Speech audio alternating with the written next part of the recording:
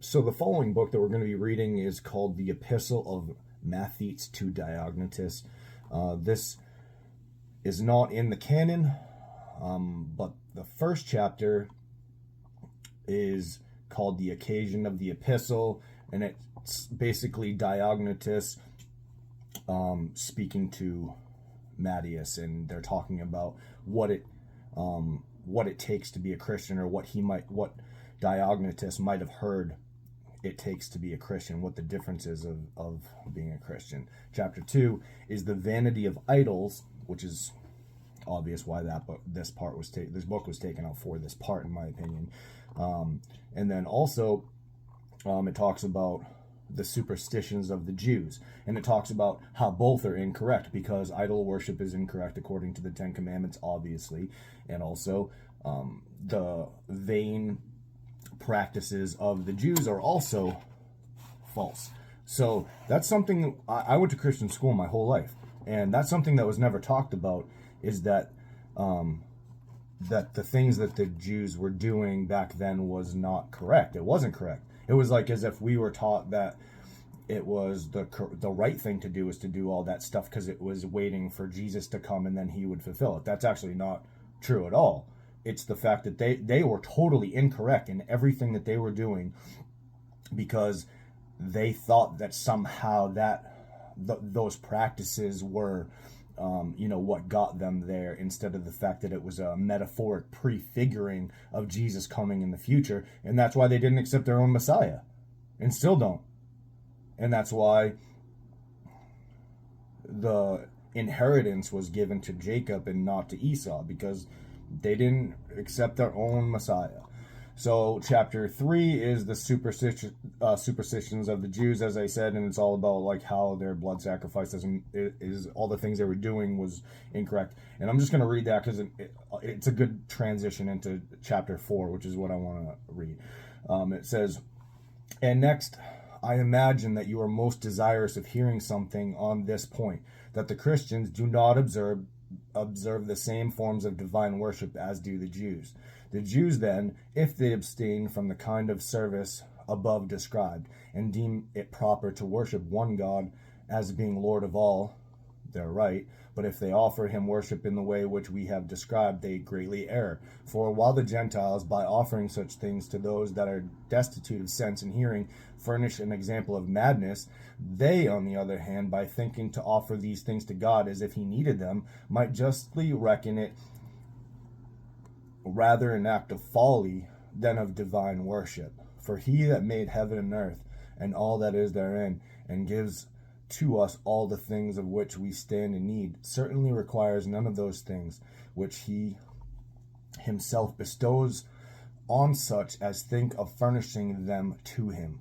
But those who imagine that by means of blood and the smoke of sacrifices and burnt offerings they offer sacrifices acceptable to him, and that by such honors they show him respect, these, by supposing that they can give anything to him who stands in need of nothing, appear to me in no respect to differ from those who studiously confer the same honor on things destitute of sense, and which therefore are unable to enjoy such honors." So what he's saying is that, and sorry, messed up a little there, so it made it hard to read basically, but it's hard to read or understand. But basically what he's saying is that the Christians are the only ones that don't worship idols, and they don't do the sacrifices, which are both vain things. So it's saying it's very similar to offer all these things and prayers and delicacies to stone and wood, statues and stuff like that. But if you're giving sacrifices to God, thinking that he needs all that stuff, then you're the same as the people that worship idols. That's what he's saying. And then it says, and the other observances of the Jews, but as to their scrupulosity concerning meats and their superstitions as respects to the Sabbath. And this is super interesting because chapter 4 is actually what is in the Epistle of Barnabas, which we also don't read and that talks all about how the food laws are actually talking about different kinds of people, and how everyone basically that is currently practicing like the food laws the way they are incorrect. And David knew what the the different animals meant, that they were food laws and things like that. They weren't about food laws, that they were about different kinds of people as a metaphor. And so did basically every other patriarch, knew that they were just metaphors. But the false Jews got it wrong, and they taught it to the people. And it says even in the Epistle of Barnabas, which I'm in right now, that an evil angel taught it to them. So if that's the case, then hold on one second.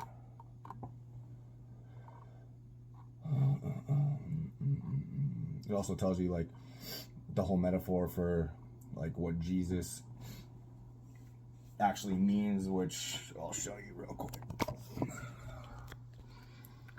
So that right there, this paragraph right there, if you like pause and zoom in, that's Jesus's name, that it was always prophesied to be Jesus's name. And Abraham circumcised 318 men because he knew that Jesus's name was IHSOYS, which comes out to Jesus in modern day English. So if people get hung up on that, it's kind of ridiculous. But basically, starts right after where it teaches you about Jesus in the Epistle of Barnabas, what Jesus' name was, that it was based on the number 318. Then it goes into what the food laws are. Barnabas 9:8, he who placed within us the innate gift of his covenant knoweth, no man hath ever learnt from me a more genuine word, but I know that ye are worthy.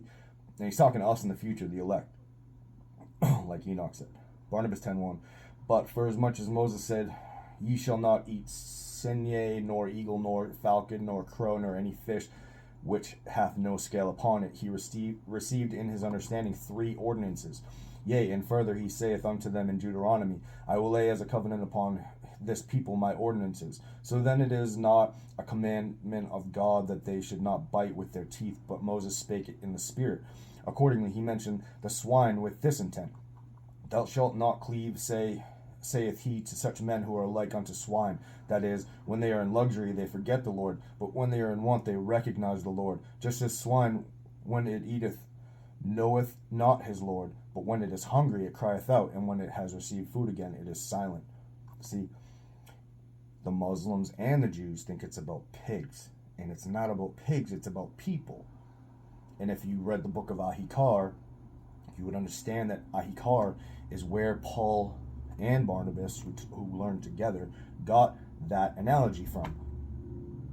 So, and Ahikar is mentioned as a relative of Tobit, and Tobit is in the Apocrypha. It's all related, but they took all the books out. And this is symbolic of Jesus, the Word, dying. That's what it is. And everybody thinks this is some great age of enlightenment with Christianity. No, this is like the dark ages of Christianity before us, and we are the elect that are coming out to teach this to Peter, who is the Christian church that doesn't understand that Jesus has risen from the dead yet. Do you understand? Jesus has risen from the dead because he came out of the ground in 1949, these books and all these different things. And now that we have the internet, we have Enoch and we have all these books and stuff. And as we are coming into the very last days of the end times, like the apocalypse, or the first days of the 7-year tribulation, or whatever you want to say, whatever, doesn't matter. As we come into these times,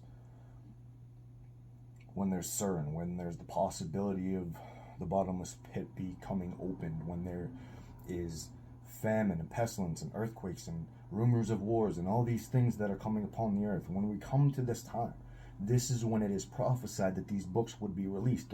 The best wine was saved for last at the wedding. It's all symbolic.